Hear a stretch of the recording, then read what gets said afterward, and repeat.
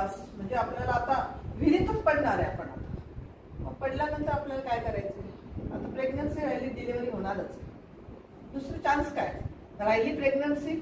आधी मी त्यांना काउन्सिलिंग, पहिला प्रश्न हा करत असते काउन्सिलिंग की प्रेग्नन्सी राहिली आहे तर स्वतःबद्दल प्राऊड फील करा आज. कारण आजच्या जमान्यात हाच प्रॉब्लेम झाला की अनफॉर्च्युनेटली आज माझ्याकडे अशी एक बॅच तयार होतीये की ज्याच्यामध्ये नुसतं आम्ही योगाच्या सहाय्याने प्रेग्नन्सी राहते.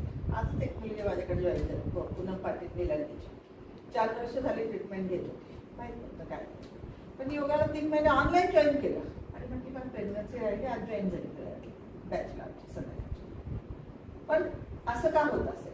तर योग नेमकं काय करतो याच्यामध्ये हे पण खूप महत्वाचं असतं. आणि योगाबद्दल तर मिसकन्सेप्ट खूप आहे. मी बोलते माझ्या वेळेत जेवढं व्यवस्थित बोलायचं तेवढं मी सांगते. सगळ्यात पहिल्यांदा याच्यामध्ये मानसिक स्वास्थ्य बिघडण्याचं कारण जे असतं की आपल्याला फिलिंग ऑफ इन्सिक्युरिटी असते. काय होईल, कसं होईल, नॉर्मल होईल का, सिझर होईल, मुलगा होईल का मुलगी होईल. आणि डिलेव्हरीच्या पेन्स म्हणजे खूप भयानक असतात. मग आपलं काहीतरी प्रॉब्लेमच येईल का. त्याच्यात अजून गुगलनी एक फार महत्वाची मोलाची भर घातलेली आहे तुम्हाला घाबरत टाकण्यासाठी. मी तर सगळ्या मुलींना म्हणतो कोणीच बघायचं नाही, नॉर्मल डिलिव्हरीचे चित्रच बघू नका. ते बघतात आणि एवढे सिझर्स बघतात, रक्त बघतात आणि मॅडम इतका डर लग रहा, मॅडम इतका डर लग रहा, बस तेच सुरू होतात. दुसरं म्हणजे सिझरियन बद्दल खूप साऱ्या मुलींबद्दल खूप साऱ्या मुलींचे मिसकन्सेप्ट असतात, ते क्लिअर करावे लागतात. आणि मग पुढचा मुद्दा की आपल्याला काउन्सिलिंग करावं लागतं. मग त्यांचे कसे कसे हे होतात, मूड चेंजेस होतात. त्या मूड चेंजेसमध्ये अगदी डोक्यापासून पायापर्यंत वेगवेगळ्या तक्रारी असतात. कुणाकुणाचं होतच अँझायटी लेवल जास्त असते पूर्ण 9 महिन्यामध्ये. काय होईल कसं, त्याच्यात माझा अनुभव असा आणि 2 ते काजल पण ज्यात जास्त सुशिक्षित मुली आहेत त्यांना जास्त स्ट्रेस असतो. येड्याला सांगतो ना काढ, तो काढतो. पण MBBS डिजो झालेली बाई आली माझ्याकडे की तिला हमखास जास्त प्रॉब्लेम येतात आणि सगळं कॉम्प्लिकेशन्स माहीत असतात ना. हे झालं की असं होतं.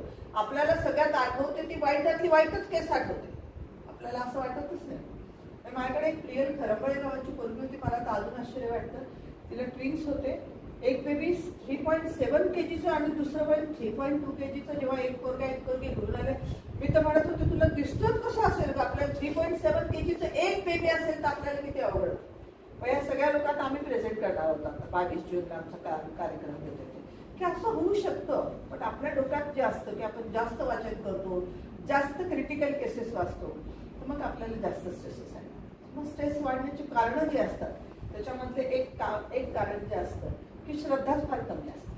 नको फेकच नको, या मॅडम सांगतात या मॅडम सांगतात पण कशासाठी नाही बाबा. मला असं वाटतं काय, पण माझ्या वेळेस असंच झालं होतं, माझ्या वेळेस तसं. घरी कोण जरी असतं ते काहीतरी वेगळं सांगतं आणि मग आपली भीती वाढत जाते. मग मुख्य काय गरज असतं, मी काय काम करते महिला, मी 24/7 फोन जाते.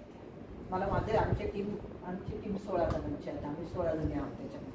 मग मला सगळे डॉक्टर्स म्हणतात मी आणि याच्यासारखं थोडं कधी पण फोन उचलते. म्हटलं अगं त्यांना जेव्हा गरज असेल तेव्हा आपण उपयोगाला नसेल तर काय उपयोग आहे.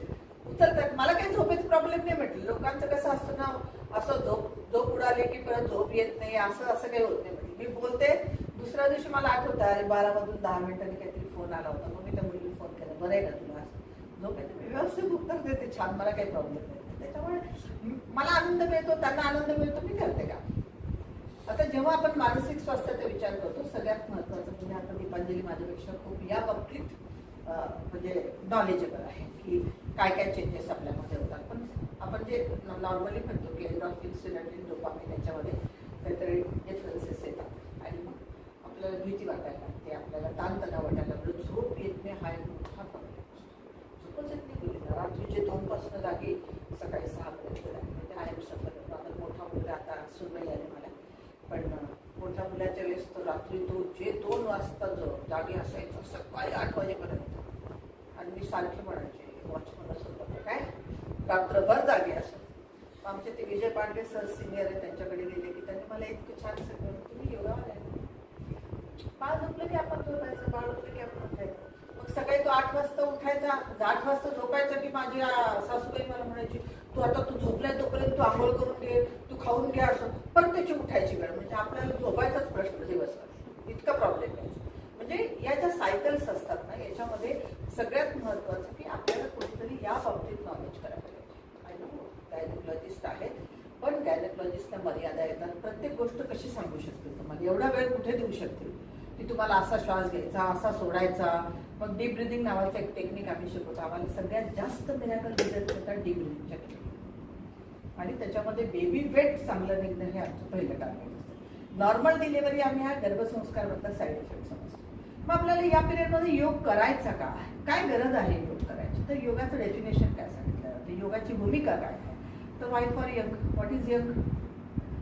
समजा मी आता आहे 56 वर्षाची, मला कोणी म्हातारी म्हणू नये असं मला वाटतं, आणि त्याच्यासाठी माझं इथं शांत पाहिजे. इथं शांत म्हणजे मला छान हसता आलं पाहिजे, मला माझ्या पायावर चालता आलं पाहिजे, म्हणजे मी म्हातारी पाहिजे. म्हणजे मी आत्ता या याच्यात कळसुबाईचं होणार आहे, गिरनार करणार आहे 10,000 पाऊल, ब्रह्मगिरी करून आहे दर महिन्याला काहीतरी, आणि आता एक यात्रा खुलताबादची करून आहे 28 किलोमीटर जाऊन.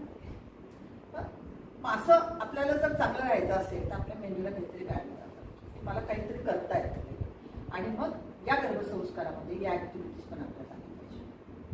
मग सगळ्यात महत्वाचं जे आहे की आपलं मानसिक स्वास्थ्य चांगलं राहण्यासाठी महत्वाचा जो भाग आहे की वाय फॉर यंग. यंग राहायचं म्हणजे काय करायचं, तर आपले दोन्ही मेन व्यवस्थित राहिले पाहिजे, क्रिएटिव्हिटी पण चांगली राहिली पाहिजे, कॅल्क्युलेशन पण चांगलं राहिलं पाहिजे. मग तशा ऍक्टिव्हिटीज करून घेतल्या जातात. ही दीपाली खूप छान देते की क्रिएटिव्हिटीमध्ये काय, अगदी साधी रांगोळी काढणं, डिश छान सजवणं, छान कपडे घालणं, हे पण छान मॅचिंग घालणं, हे पण क्रिएटिव्हिटी आहे. आणि कॅल्क्युलेशन म्हणजे काय, आमच्या वेळेस मला वाटतं दीपांजलीच्या आई आम्ही काय केलं, दिवस कसे संपतील हेच मोजले, आता 8च दिवस राहिले वेळी. म्हणजे काय केलं, तर लेकराला बाहेर काढायचाच प्रयत्न केला. सुदैवाने पोटी चांगली जन्माला आली की चांगलं झालं, परंतु आमच्या काळात आम्ही हाच विचार केला की कशा संपतील दिवस. तो विचार न करता प्रेग्नन्सी एन्जॉय केली पाहिजे, आपण आनंद घेतला पाहिजे. कारण पूर्वीसारखे असे 12 तर नाही होणारे आपल्याला, एक नाही तर 2च. एकालाही पोरी म्हणतात, मग मला दुसऱ्याला कन्व्हिन्स करावं लागतं, बेटा नाही तुझ्यासाठी ना दुसरं कोणीतरी पाहिजे, तू कोणाशी बोलते. म्हणतात मॅडम मला ना टेन्शन आली की मी माझ्या भावाला फोन करते, माझ्या बहिणीला फोन करते. म्हटलं मग त्याला पोरकं करायचं तुला अधिकार आहे का. मग पोरी कधीतरी सेकंड चान्स देतात. सांगायचं तात्पर्य हे आहे की या पिरियडमध्ये यंग राहण्यासाठी, म्हणजे आपल्या मेंदूचं फंक्शन चांगलं राहण्यासाठी आपल्याला काही ऍक्टिव्हिटीज कराव्या लागतात. आणि मग त्याच्यातलं एक माध्यम आहे योग, की तुमच्या फिजिकल एक्सरसाइज जर तुम्ही चांगल्या चालू ठेवल्या, काहीतरी फिजिकल एक्सरसाइजमध्ये मोठा गैरसमज आहे की मला सासूबाई खूप प्रेमाने, आजकाल सासवा फार सुंदर असतात, म्हणजे अगदी प्रेमाने तिथे घेऊन येतात. म्हणजे माझ्या क्लासमधल्या समोर एक काका राहतात, पिंगे म्हणून, ते मला एक दिवस म्हणे तुमच्यामुळे फार मानसिक त्रास होतो म्हणे मला. तर म्हटलं काय झालं हो, तो नाही म्हणे ते तुमचं तिथं ते खाली उतरतात म्हणे, ते बायका ते नवरा उतरतो मग गेट उघडतो मग ती बाई खाली होती, मला इतके बोलणे खावं लागतात म्हणे, तुम्ही तर शेवटच्या दिवसापर्यंत आला नव्हता, बघा कसं पोरीच्या दार उघडतात, म्हणजे कसे स्ट्रेसेस वाढतात. मला ते पहिल्यांदा त्यांच्या अर्थमधूनच होईना ते काय म्हटले मला, ते की तुमच्यामुळे आम्हाला फार मानसिक त्रास होतो म्हणून. म्हटलं माझ्यामुळे काय मानसिक त्रास होतो. नाही म्हणे ते असं छान गेट उघडतो नवरा, मग ती बाई खाली उतरते, मग तो गेट लावतो. आमच्या वेळेस तर कसे लेकरं झाले, कोणी आम्हाला विचारलं नाही, नवरा तर नव्हताच डिलिव्हरीच्या वेळेस. अशी गमत असते खूप. पण वाय फॉर यंग याचा अर्थ काय आहे की आपल्या मेंदूमधले फंक्शन व्यवस्थित राहिलं पाहिजे. ओ फॉर ऑक्सिजन, योगाचं डेफिनेशन सांगितलं. O for oxygen. आपल्याला आपल्या मेडिकल फील्डमध्ये आजही श्वास कसा घ्यायचा कसा सोडायचा हे शिकवलेलं असतं. मग गर्भावस्थेमध्ये जे आम्ही थोरॅसिक ब्रिदिंग आणि ॲब्डॉमिनल ब्रिदिंग करतो, हे ॲब्डॉमिनल ब्रिदिंग जे असतं त्याच्यामध्ये डीप ब्रिदिंग हा एक प्रकार जो आहे तो गर्भावस्थेमध्ये खूप महत्त्वाचा आहे, की ज्याला आम्ही डीप ब्रिदिंग असं म्हणतो, की 3 आकड्यात पोटापर्यंत श्वास द्यायचा, 6 आकड्यात सोडायचा. एकदम मिरॅकल रिझल्ट त्याच्यामध्ये आम्हाला मिळतात. आणि खूप पेशंटवरती आम्हाला असा अनुभव आलेला आहे की AFI ची लेवल खूप चांगली आहे. आता माझे खूप पेशंट मी शिल्पा सातारकडे पाठवले. मग शिल्पा मला परवा दिवशी म्हटलं की बार्सोलिनाला एक प्रोजेक्ट आहे म्हणे, आणि मला इथं करायचं आहे की ऑलिगोहायड्रोमेनिसवरती आपल्याला काय रिसर्च करता येईल योगाच्या द्वारे. आम्ही तो प्रोजेक्ट आता हाती घेतला आहे की साधारण 50 मुलींमध्ये हा प्रोजेक्ट आपल्याला साजरा करायचा आहे. आमच्या ते 22 जूनच्या रेकॉर्डमध्ये आम्ही सांगतो हे सगळ्यांनी. पण गर्भाच्या बाजूचं पाणी कमी होणं आणि त्याला वाढवण्यासाठी मेडिकल फील्डमध्ये फारशी ट्रीटमेंट नाही. आम्ही पाणी द्या, पाणी पिया, अजून काही कधी सॅचिन देतो, कधी कधी सलाईन लावतो, सगळं करतो. परंतु परफेक्टली रिझल्ट केव्हा येतात की जेव्हा म्हणजे मी दीपालीच्या अँगलने जेव्हा विचार करते याच्यामध्ये, तेव्हा काय होतं, AFI कमी झाला, बाळाच्या बाजूचं पाणी कमी झालं, नातेवाईक खूप भेटायला येतात.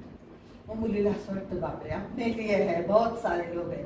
सायकोलॉजिकल इम्पॅक्ट खूप चांगला होतो. घरी जर सासू सुनेचं तणावपूर्ण वातावरण असेल तर सासू खूप काळजी घ्यायला लागते, तो पण एक नवरा खूप काळजी घ्यायला लागतो आणि मग AFI बघायचं हे कारण असू शकतं. परंतु असं परफेक्ट अजून मेडिसिन काही नाही आहे की हे मेडिसिन घेतलं आणि बाळाच्या बाजूचं पाणी वाढलं, हे अजून नाही. त्याच्यासाठी एक डीप ब्रिदिंग टेक्निक. तर 2 प्रकारची ब्रिदिंग्स आपण करतो. एक ते थोरॅसिक ब्रिदिंग.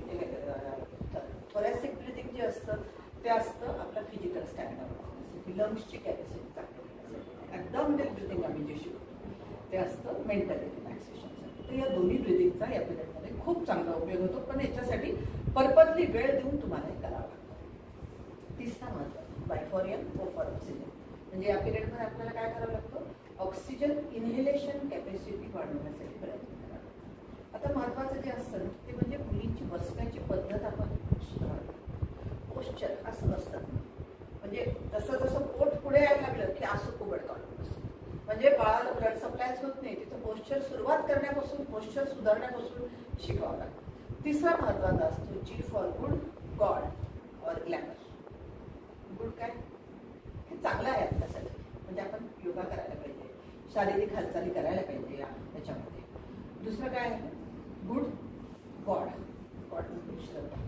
श्रद्धा असणं फार महत्त्वाचं आहे. म्हणजे आता सध्या आमच्याकडे काही मुस्लिम मुद्दाम प्रतिक्रिया घेतल्या आहेत. म्हणत नाही आपले प्रार्थना मंत्र म्हणत नाही आमचे, पण क्लास करतात, व्यवस्थित करतात. नाही म्हणत राम को तो नहीं बोलेंगे, मत बोलो, मैं बोली नहीं बोलना है ना, नहीं बोलो, कुछ प्रॉब्लेम नहीं, जो अच्छा है ना आपको लगता है वो करो. तर 2-3 मुलींना छान प्रतिक्रिया दिल्यात, आम्ही प्रेझेंट करणार आहोत त्याच्या. पण खूप चांगलं करतात. म्हणजे तुमची श्रद्धा पाहिजे की हे चांगलं आहे, मला जे पटतं आहे ते मी घेते, मला नाही पटत आहे सोडून देते, काय करावं. G फॉर गुड, गॉड आणि ग्लॅमर. ग्लॅमर केव्हापासून आलं, प्रेग्नन्सी योगाला ग्लॅमर केव्हापासून आला. लारा दत्ता नावाची मॉडेल, तिने पहिल्यांदा, सगळ्यात पहिल्यांदा 9व्या महिन्यापर्यंत योग केला आणि ती फार पॉप्युलर झाली ती त्यांची सीडी त्यावेळेस. आणि त्याच्यानंतर असं आहे की प्रेग्नन्सीमध्ये पण योगा करणं गरजेचं आहे मानसिक शारीरिक स्वास्थ्यासाठी. आणि A for acceptance. What is acceptance. 2 गोष्टी महत्त्वाच्या आहेत. आपल्याकडे जे काही रिसर्च होतं ते इंडियामध्ये सगळे इंडियाची कन्सेप्ट घेऊन अमेरिकन रिसर्च होतं. इथे होतच नाही आपल्याकडे रिसर्च, कारण पैसा खर्च करायची इच्छा नसते. आपला तो दोष आहे की आपण डॉक्युमेंटेशन ठेवत नाही, हा एक मोठा प्रॉब्लेम आहे. मग अमेरिकेमध्ये रिसर्च झालं. काय रिसर्च झालं की नवरा बायकोनी म्हणजे आईच्या पोटावरती, म्हणजे नवऱ्याने आईच्या पोटावरती, बायकोच्या पोटावरती हात ठेवला आणि फक्त म्हटलं hello baby how are you, I am your papa. Delivery झाल्यानंतर काय झालं, फक्त तेच सांगितलं त्या बाळाला. 2 तासाचं बाळ, hello baby how are you, I am your papa. आणि बाळाला खूप छान स्माईल दिली आणि ते लॅन्सेट मास्कार तो सांगितलं. आणि सगळे लोक अरे हे तो आपल्या गर्भसंस्कार आहे, अरे हे तर आपल्याकडेच होतं ना, आधी आपण माहित होतं आपल्याला. महामृत्युंजय जप म्हटलं की बाळ रिस्पॉन्ड करतो, ओम म्हटले की बाळ रिस्पॉन्ड करतात. पण आपण ते तिकडनं आलं hello baby how are you, I am your papa. मग ते रिसर्च आम्ही केलं. आता दोन कन्सेप्ट आहे, A फॉर ॲक्सेप्टन्स आणि दुसरा अमेरिका. तर अमेरिकेमध्ये हा रिसर्च झाला. आणि योगाच्या क्लासमध्ये आम्ही पेशंटला काय शिकवतो, सगळ्यात महत्त्वाचं की हा पूर्ण 9 महिन्याचा पिरियड जो आहे त्याच्यामध्ये सगळ्यात आईचं किती महत्त्व आहे. आत्मा ईश्वर म्हणजे आई. आपली भारताची संस्कृती आहे मातृदेवो भव आहे. भारत माता की जय हे माझ्याच देशात म्हटलं जातं, म्हणजे आई होणं इतकं सोपं तर काही. ठेच लागल्यानंतर पहिला कुठला शब्द येतो, आई ग. भीती वाटलं की बाप रे असं, बरोबर आहे. कारण बाप आपल्याला कसा वाटत असतो, बाबा म्हणजे आधार वाटत असतो कुठल्या याच्यावर, आणि आई म्हणजे वेदना झाली की आई. प्रेग्नन्सी पिरियडमध्ये आपण बापरे असं नाही म्हणत, आपण आईगच म्हणतो. आणि म्हणून आईचं खूप महत्व आहे. हे पहिल्यांदा मुलींना आधी पाठवावं लागतं की बस तुला हे जे मिळालेलं आहे ही मोठी डिग्री आहे, सगळ्यात मोठी PhDची डिग्री की तू आई होणार आहेस. मग तुला आई जर व्हायचं असेल तर तुला काहीतरी सहन करायचं आहे आणि मग ते ऍक्सेप्ट करायचं. सहन शब्द जरा अवघड आहे, ऍक्सेप्ट स्वीकार थोडंसं उतना तो होता ही यार, ऐसा क्या है.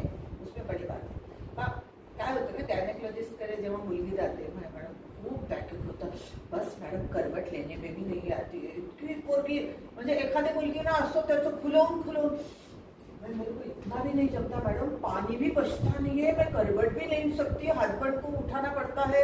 असं प्रत्येकाची स्टाईल वेगळी असते सांगायची, प्रेझेंट करायची. मग सांगताना मी म्हणत असते की अरे उसमें क्या बड़ी बात है, बच्चा तुझे होने वाला है ना, तो तू तुझे करना ही है, वो बात तो बाद में नाम लगाएगा. अभी तो ये सरकार ने ऐसा किया, मैं बोली की पहिले माँ का नाम बाद में बाप का नाम. मग त्या पूर्वी एकदम त्याचं माइंडसेट बदलतो की अरे हां चलेंगे. म्हणजे इथं पण आम्हाला काउन्सिलिंगचा भाग आहेच. दीपांजलीचं लेक्चर ठेवावंच लागतं आम्हाला, पण आम्हाला हे रोजच काउन्सिलिंग करावं लागतं. मग योग याच्यामध्ये जी मदत करणार आहे, Y for L, O for oxygen, G for good, glamour god आणि ए फॉर ऍक्सेप्टन्स. मग ऍक्सेप्टन्स कसं येत जातं आपल्याला. त्रास होणारच आहे. काय होणार आहे त्रास? कंबर दुखणार, पाठ दुखणार, मान दुखणार, पायावरती सूज येणार, कधी कधी ब्लड प्रेशर वाढणार, कधी कधी डायबिटीसची लेवल दिसणार, थायरॉइडचं फंक्शन डिस्टर्ब होणार, हे सगळं होणार आहे. याला ऍक्सेप्ट करायचं आहे. मग काय करायचं? ऍक्सेप्टन्स कसं वाढेल? डॉक्टर आपल्याला सांगतात तुम्ही छान राहा, प्रेग्नन्सी एन्जॉय करा, पण इथंच व्यवस्थित सगळं नाही तर कशी काय एन्जॉय करा? मग सगळ्यात महत्वाचं तिच्या जॉईंट एक्सरसाइज करून घ्यायची. सगळ्यात प्रेग्नन्सी योगामध्ये खूप काही अवघड शिकवलं जातं. तो पण एक मिसकन्सेप्ट आहे. तुम्ही कपालभाती शिकवणार का, तुम्ही भस्त्रिका शिकवणार का, तुम्ही सूर्यनमस्कार करून घेणार का? नाही करत. फक्त जॉईंट एक्सरसाइज पाहिजे. दुसरा टप्पा काय असतो की तुम्हाला बॅक एक असेल तर मग त्या दृष्टीने काही एक्सरसाइज. तिसरा महत्वाचा जो टप्पा असतो की तुमचं बाळाचं वजन चांगलं राहिलं पाहिजे, त्या दृष्टीने काही ब्रिदिंग एक्सरसाइज, आणि बाळाचं नॉर्मल डिलिव्हरीच्या दृष्टीने काही पेल्विक रिजनचे एक्सरसाइज. सगळ्यात महत्वाची गोष्ट जी असते की पेन्स येणार म्हणजे काय, पेन्स आल्यानंतर कुठलं ब्रिदिंग करायचं, 2 पेन्सच्या मध्ये कुठलं ब्रिदिंग करायचं, हे पेशंटला एकदा शिकवलं. आणि बाय चान्स सिझर झालं तर तुम्हाला काय करायचं आहे, सगळं प्रिपरेशन एकदा करून दिलं ना की मग ती पेशंट फार कॉन्फिडेंटली ओटी मध्ये जाते. कारण सगळं ड्रामा सांगून दिलेला आहे की असं होणार आहे, घाबरू नकोस, काहीही होत नाही त्याच्यामध्ये. डीप ब्रिदिंगचा अभ्यास कर. डीप ब्रिदिंग म्हणजे काय, तुम्हाला या आजूबाजूच्या वातावरणापासून तुम्ही डायव्हर्ट होता. आपण काय करतो, कधी कधी काही लोक बघतो आपण वयस्कर, प्रत्येकाचे स्ट्रेस मॅनेजमेंटचे फंडे वेगवेगळे असतात. कोणी रामराम जप करतो, कोणी महामृत्युंजय जप करतो, कोणी अजून काही करतो. काय असतं तर ते माइंड डायव्हर्टन्स प्रकार आहे की भीती वाटते एखाद्या गोष्टीची, मग त्याच्यापासून आपल्याला डायव्हर्ट करायचं. पण जेव्हा आपण डीप ब्रिदिंगचा अभ्यास करू तेव्हा या सगळ्या गोष्टी आपल्याला जमायला लागतात. आणि मग प्रेग्नन्सी मधला हा सुखकर प्रवास करण्यासाठी योग याच्यातून एक माध्यम आहे. दुसरं म्हणजे काही मंत्र आहे, काही प्रार्थना आहे, ओम चॅटिंगचा भाग आहे, या पण मार्ग करतात. तिसरं महत्वाचं मेडिटेशन. You must relax. सगळ्यात महत्वाचा भाग असतो. नाही तो काय होतो ना की पेशंट आधी ओटी मध्ये गेला की त्याचा जो पल्स रेट वाढलेला असतो, या डॉक्टरकडे गेला की पल्स रेट नॉर्मल, त्या डॉक्टरकडे गेला की पल्स रेट. आम्हाला त्याला खूप काउन्सिलिंग करावं लागतं की नाही, तुला जर ब्रीथ तुझं नॉर्मल ठेवलं तर मग तुला काही प्रॉब्लेम येणार. आणि ती पूर्ण प्रॅक्टिस जर 9 महिन्यामध्ये असेल तर मग ती फार सक्षमपणे त्या डिलिव्हरीच्या प्रोसिजरला फेस करू शकते. हे सगळं योगाची भूमिका आहे. आता दुसरा एक मुद्दा याच्यात मी सांगितलेला आहे, पण मी 5 मिनिटं बोलू शकतो. तर दुसरा पुढचा जो मुद्दा आहे तो पोस्टनेटलचा. सगळ्यात पहिल्यांदा झाला प्रीनेटल. पोस्टनेटल मध्ये काय प्रॉब्लेम आहे. दीपांजली आणि मी एक दिवस असंच सेमिनार घेत होतो, त्याच्यामध्ये मुलींना विचारलं की दीपांजली सांगितलं, दीपांजली या मुद्द्यावर आपल्याला हायलाईट करायचं बरं का. तर मुलींचं दुःख काय होतं डिलिव्हरी झाल्यानंतर, मैडम सब बच्चे को ही लेते यार, हमको कोई पूछता ही नहीं, बोले तू कैसी है कैसा है. मग मी तेव्हापासून सुरुवात केली सासूबाईंना नवऱ्यांना सांगायला, कपल लेक्चर देत होत्या की तुम्ही बाळाला घ्या पण सुनेच्या आणि लेकीच्या डोक्यावर हात ठेवा, बेटा तू खूप सहन केलं, खूप अवघड असतं, खूप छान पद्धतीने लढा दिला.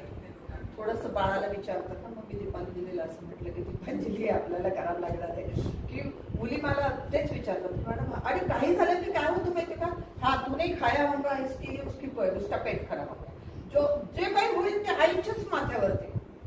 तिला कोणी समजावूनच घेत नाही या अँगलने, आणि मग त्याच्यामुळे मग लॅक्टेशन वरती परिणाम या सगळ्या गोष्टी होतात. आता हे सगळं काउन्सिलिंग सासूबाईंचं पण करावं लागतं, आईचं पण करावं लागतं, नवऱ्याचं पण करावं लागतं, सगळ्यांचं करावं लागतं. नाही तर नवरोबांचे कधी कधी फार प्रॉब्लेम येतो की एकदा प्रेग्नन्सी राहिली की आजही आजच्या जमान्यात मी बघते की खूप सासवा फक्त गॅयनेकोलॉजिस्टकडे सुनेबरोबर जाणार, नवरा जातच नाही. आणि मग नवऱ्या सासूबाई समोर काय हिंमत आहे सांगा बरं, काय त्रास होतोय सासूबाई समोर सांगू शकते का? सासूबाई जाताना सुरुवात करते, मेरे को इतने 5 बच्चे हो गए लेकिन मेरे कुछ तकलीफ नहीं हुई, तुम्हारे ज्यादा ही नखरे चल रहे, हमारे वक्त इतनी सोनोग्राफी नहीं थी, कुछ भी नहीं था, हमने तो गोली भी नहीं खाई 90 महीने तक. म्हणजे सगळी गडबड करायची. म्हणून मग आम्हाला ते कपल लेक्चर घ्यावं लागतं.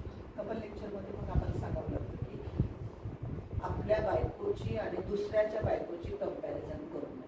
ती 9व्या महिन्यापर्यंत गाडी चालवत होती पण तिला लो लाईन प्लॅसेंटा नव्हता, तुझ्या बायकोला आहे, तुझ्या बायकोला ट्विन्स आहे, हे सगळं त्याला जेव्हा सांगितलं जातं तेव्हा तो वेगळ्या अँगलनी थोडा विचार करायला लागतो. मग असे 2-3 सेशन झाल्यानंतर थोडंसं लक्षात द्यायला लागतं की त्याला पण की असं करायला पाहिजे. पोस्टनेटलमध्ये आणखीन एक जो महत्त्वाचा मुद्दा आम्हाला जाणवतो की डिलेव्हरी झाल्यानंतर बऱ्याच मुलींना की त्या पिरियडमध्ये काय जे झालेले असेल त्याचे स्ट्रेसेस येतात आणि मग लॅक्टेशनवरती परिणाम होतो. तेव्हा लॅक्टेशनवरती परिणाम झाल्यानंतर पुन्हा एकदा असं सायकोलॉजीचं लेक्चर ठेवलं की पुन्हा मुली नव्या पद्धतीने नव्या जोमाने आपल्या बाळाकडे नव्याने बघायला लागतं की नाही हे माझं बाळ आहे, हे माझ्यासाठी आहे आणि मला ते छान करायचं आहे. म्हणजे आमचं एक छोटंसं स्टार्टिंगला असतं की आपल्याच मिटलेल्या डोळ्याने आपल्याच उदरात जन्म घेणाऱ्या आपल्याच सुंदर तेजस्वी बाळाची प्रतिमा डोळ्यासमोर आहे आणि मनातल्या मनात नियतीला परमेश्वराला धन्यवाद द्या, बाळा हो कशी मी अंगाई, तुझ्यामुळे मी होणार आहे. म्हणजे हे जेव्हा मुलींना असं सांगितलं जातं ना रोजच्या रोज ऐकून त्यांची मानसिकता बदलायला लागते. मग असं मला खूप जण म्हणतात की अरे यार तू काय शिकवते गर्भसंस्कारामध्ये आणि एवढं काय तुझ्यावरती भरभरून लिहितात मुली, कारण कोणावरती चांगलं लिहिणं हेही मोठं काम आहे ना. आजकाल लिहित नाही कोणी किती चांगलं लिहा. आमच्या इथं तर निबंधच आहे, म्हणजे मोठाच निबंध असतो रोज. आत्ता एका मुलीचं वाचत होते की यू आर अँगल फॉर मी, असं म्हणजे काय काय मोठ्या असतात. तर काय बेसिकली मै हूं ना हा एक जो प्रोजेक्ट असतो तो खूप महत्त्वाचा असतो आणि असं कोणीतरी पाहिजे असतं. आणि हे सगळं आम्ही जे गर्भसंस्कार योग वगैरे चालतो हे मी फक्त नावाला मी आहे, माझ्या बाजूला हे सगळे मोठे पिलर्स आहेत. आम्ही 16 डॉक्टर्स मिळून हे काम करतो आणि त्यांचं एक लेक्चरही खूप मुलींच्या दृष्टीने खूप दिशादर्शक असतं आणि म्हणून मग ते चांगल्या पद्धतीने क्लासेस चालतात. टोटल 5700 मुलींचं आमचं टार्गेट कम्प्लीट झालं आणि म्हणून एक कार्यक्रम घेतो आहोत की 5000 नंतरच खरं घ्यायचा होता, पण मध्ये कोविडची इतकी भीती बसली होती लोकांना की कुठे याच्यामध्ये जनरल कार्यक्रमामध्ये नकोच म्हणत होते, त्याच्यात प्रेग्नन्सी आहे तर बिलकुलच जायचं नाही कुठे. आणि मग प्रेग्नन्सीमधली एक ऍक्टिव्हिटी आमची खूप महत्त्वाची असते ती म्हणजे प्रेग्नन्सीमधलं डान्स सेशन. ते पण आम्ही करायला लागतो. म्हणजे परवा दिवशी ते एका ठिकाणी एका मुलीने डान्स केला आणि एका गायनेकोलॉजिस्टने मला फोन केला आणि मी त्या मुलीला पहिल्यांदा विचारलं होतं रोजेकर मैडम के क्लास को जा रही है, तू कैसा डान्स कर सकती है, तू सिर्फ डॉक्टर रोजेकर मैडम के पास जा रही है इसलिए तू डान्स करे. नाही तर आपल्याकडे प्रेग्नन्सीमध्ये नाचायचं म्हणजे एकदम उड्या नाही मारायला लागत, पण त्या एक्सप्रेशन्स ते फिलिंग्स त्याच्याने पॉझिटिव्ह हार्मोन्स निर्माण होतात. आणि म्हणून प्रेग्नन्सी आपल्याला एकच लक्षात ठेवायचं, दीपांजली एवढे जे कष्ट घेते म्हणजे मला असं वाटतं ना की प्रामाणिक कष्टाला नक्की यश येतं. मी तिला नेहमी सांगितलं होतं, कालच मी म्हटलं तिला फोन करून काय माहिती मला 6 सेन्स थोडासा लागला की आज कमी संख्या असेल. तिला काल फोन केला, येताना माझा रस्ता चुकला. मी परत माझ्या असिस्टंटला म्हटलं की देख आज जरा कम स्ट्रेंथ रहेगी लेकिन 2 है ना तो भी ऐसा है कि ये 2 ही हमारे 20 लोगों तक हम जाएंगे और धीरे धीरे अपना ऐसा आपलं जे टार्गेट असतं ते टार्गेट वेळ लागतो थोडासा, परंतु चांगलं काम करताना थोडे अडथळे येत असतात. आणि म्हणून तुम्ही दोघी जरी आज असल्या तरी मला आनंद याचा आहे की तुम्हाला एक खूप चांगलं मार्गदर्शन आणि तुम्ही नक्की सांगाल की नाही असे प्रोजेक्ट घेण्याची गरज आहे आणि याची गरज आहे आणि मग सक्सेस रेट थोड्या दिवसांनी.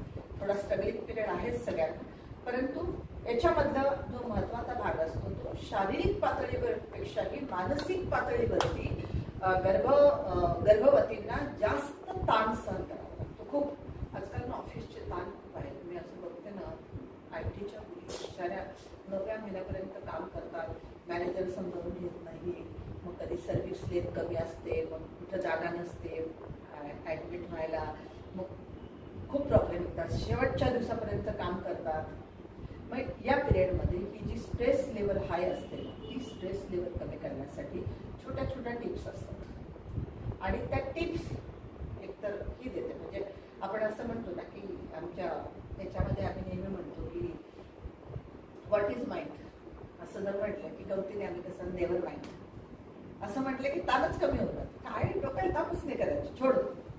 म्हणजे good to forgive, best to forget हे करता आलं पाहिजे या पिरियडमध्ये. ते जर जमलं की मग बरेचसे आपले रस्ते सुकर लागतात. आणि हे करण्यासाठी मानसिकता निर्माण होण्यासाठी आपल्याला योग करावा लागतो. आणि ती दैनंदिन साधन आहे. म्हणून आम्ही 4थ्या महिन्यापासून जे जॉईन करून घेतो 9व्या महिन्यापर्यंत करतो. आता याच्यामध्ये सगळ्यात महत्वाचा जो असतो ना, हा योग नंतर येतो. आधी सायकोलॉजिस्टचीच गरज पडणार आहे.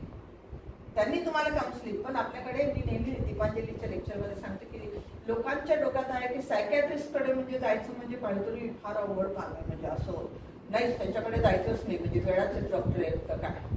परंतु इतके वेळे जमा झालेले आहेत ना, म्हणजे मलाही गरज. मी माझ्या मुलांचा किस्सा सांगत होते की माझ्या मुलगा 12वी नंतर त्याला जो स्ट्रेस आला होता, आम्हाला गरज पडली, आम्ही घेतली सायकॅट्रिस्टकडनं. म्हणजे आम्ही गेलो, भले त्याला मेडिसिन नाही, आम्ही सायकोलॉजिस्टकडनं आणि आम्हीच मैगुना असं करून त्याला ट्रीट केलं. आणि आत्ता असं झालं, मी तिला तेच सांगत होते की बिट्स पिलानीमध्ये त्याचा नंबर लागला, MBA ला भारतामध्ये 7वा आला तो. म्हणजे असं विचारच करू शकत नाही की 99.99%. आणि मला एकदम एक सिनियर सायकोलॉजिस्ट टीचरने मला म्हटल्या की हे फक्त तुमच्यामुळे शक्य झालं, म्हणजे तुमच्यामुळे म्हणजे आमच्या कुटुंबामुळे. आम्ही त्याला फक्त एकच केलं, नाही करायचं ना तुला, नको, तुला IIT नाही करायचं. आम्हाला वाटत होतं त्यांनी IIT करावं, 98.2% होते, मग नाही करायचं IIT. म्हणून त्याला तो स्ट्रेस आलेला होता. आणि मग त्या स्ट्रेसमध्ये त्याच्या इतक्या वाईब्स वेगवेगळ्या झाल्या की आम्हाला वाटलं की याला काहीतरी फार मोठा डिप्रेशन नावाचा आजार झाला काय. 1-2 सायकॅट्रिस्टकडे दाखवलं, पण मग आपण विचार केला की आपण ट्रीट करू शकतो दोघं. आम्हीच त्याला व्यवस्थित ट्रीट केलं. मेडिसिनची फार कमी म्हणजे गरजच पडली नाही आम्हाला. फक्त अशाच काही सायकोलॉजिकल ट्रिक्स वापरूनच त्याला पूर्णपणे व्यवस्थित नाही. आणि आज जर असं विचार केला तर मी आता सांगत होते की त्याने स्वतःच एक विचार नावाचं चॅनल सुरू केलं आणि खूपच मोठ्या लोकांच्या मुलाखती, म्हणजे विचारच करू शकत नाही हा कसा काय त्या लोकांशी संपर्क साधतो, स्वतः कशी काय मुलाखती घेतो. बेसिक काय होतं की त्याचा राईट ब्रेन जास्त चांगला होता. आम्ही त्याला लेफ्ट ब्रेन प्रेशर आलं होतं, म्हणजे गणित जास्त करायला लावायचं. आणि त्याला बहुती लिटरेचरची आवड. पण आमच्या लक्षातच नाही आलं की अरे गणित पण छान जमतात, मग करा IIT. कारण आमच्या सरांनी आम्हाला तिथं बोलून सांगितलं होतं की IIT वाल्यांना 50 लाख का पॅकेज मिळत आहे मॅडम, 60 लाख का मिळत आहे. पण त्याला नकोच ना, पैसे नकोच होते त्याला लिटरेचरमध्ये इंटरेस्ट होता. कुठे तणाव निर्माण होतो. तर आपल्या मनाविरुद्ध एखादी घटना घडते, मग आपल्याला प्रेग्नन्सीमध्ये अशा बऱ्याच गोष्टींचा सामना करावा लागतो. म्हणजे मुलगा होईल का मुलगी होईल, नॉर्मल होईल का सिझर होईल, काही कॉम्प्लिकेशन आलं, साधं थायरॉइड जरी निघालं तरी इतकं टेन्शन येतं मुलींना, डायबिटीस निघालं तर ते तर एवढी कॉमन प्रॅक्टिस आहे सध्या की बस आमच्या 50 लोकांच्या मुलीमध्ये 10 लोकांना डायबिटीस निघतोच. काही पर्याय नाही त्याला, कारण एज वाढतं आहे, बाकी स्ट्रेसेस आहेत. आणि म्हणून त्या दृष्टीने काउन्सिलिंग करणं. आणि त्याच्यामध्ये हे काउन्सिलिंग करून उपयोग होत नाही. काउन्सिलिंग म्हणजे दिशा आणि योग म्हणजे कृती. रोजच्या रोज वेगळे वाईब्स तयार होणार, ते प्रदूषण साफ करण्यासाठी योग करावं लागतं. आणि म्हणून या पिरियडमध्ये आपल्याला काहीतरी एक्सरसाइज हा एक पार्ट खूप महत्त्वाचा असतो. ती म्हणजे सायकोलॉजिकल, इमोशनल आणि फिजिकल फिटनेस व्यवस्थित राहणं. फक्त फिजिकल फिटनेस नाही चालणार, इमोशनल सायकोलॉजिकल फिटनेस खूप महत्त्वाचा आहे. तो व्यवस्थित राहण्यासाठी आपल्याला योग हे एक माध्यम आहे. मग त्याच्यामध्ये प्रार्थना आहे, मंत्र आहे, चांगली पुस्तकं वाचणं हे खूप महत्त्वाचं आहे. रिडिंग पद्धत झालेलं आहे आता सगळ्यांचं, ते पण खूप महत्त्वाचं आहे. या सगळ्या गोष्टींचा सर्वसमावेश होतो. मला असं वाटतं की तुम्ही दोघीजणी इथं आलात आणि एक खूप चांगल्या प्रोजेक्टची माहिती करून घ्यायला. तुम्हाला नक्की सांगते, 100% सांगते की याचा फायदा नक्की आपल्या बेबीच्या डेव्हलपमेंटमध्ये होतो. आणि म्हणून आपण एक लक्षात ठेवायचं आहे की आपल्याला जे चांगलं वाटतंय ते छानपैकी आपण करूया. आणि या पूर्ण 9 महिन्यामध्ये एकच महत्त्वाची गोष्ट लक्षात ठेवायची की आपला सायकोलॉजिकल फिटनेस, इमोशनल फिटनेस आपण चांगला ठेवायचा. रडू आलं मान्य आहे, थोडं रडायचे, पण मग सूचना द्यायची स्वतः की मला नाही रडायचं. मग आपण असं, मी खूप वेळा म्हणते की मला विसरायचं, या व्यक्तीला विसरायचं, या व्यक्तीला विसरायचं, या व्यक्तीला विसरायचं. मी म्हणते हात जप कर, खरंच विसरला जातो, तो भागच विसरला जातो. मेंदूला जशी सूचना मिळते